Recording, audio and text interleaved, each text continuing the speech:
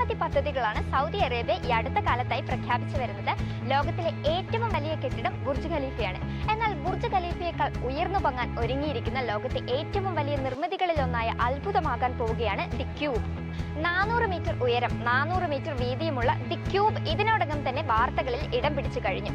റിയാദിന്റെ പുതിയ മുഖമെന്നാണ് ഈ അമ്പരച്ചുംബി വിശേഷിപ്പിക്കപ്പെടുന്നത്.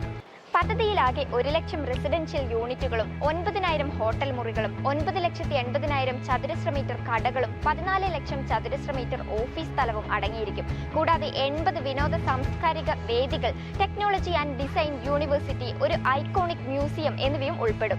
സൗദി അറേബ്യയുടെ തലസ്ഥാന നഗരമായ റിയാദിന്റെ വടക്ക് പടിഞ്ഞാറായി 19 ചതുരശ്ര കിലോമീറ്റർ വിസ്തൃതിയിൽ പുതിയ നഗരം 2030ഓടെ നിർമ്മാണം പൂർത്തിയാകുമെന്നാണ് സൗദി ഭരണകൂടത്തിന്റെ കണക്കുകൂട്ടൽ.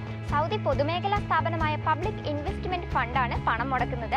രാജ്യത്ത് നിലവിൽ നിരവധി വികസന പദ്ധതികൾക്കാണ് പബ്ലിക് ഇൻവെസ്റ്റ്മെന്റ് ഫണ്ട് നടപ്പാക്കി വരുന്നത്. എന്തായാലും ഇത്തരത്തിലുള്ള സ്വപ്ന പദ്ധതികളിലൂടെ ലോകത്തെ അത്ഭുതപ്പെടുത്തുകയാണ് സൗദി. സോ ഇതുപോലുള്ള ഗൾഫ് അപ്ഡേറ്റ്സിനായി പേജ് ഫോളോ ചെയ്യുക.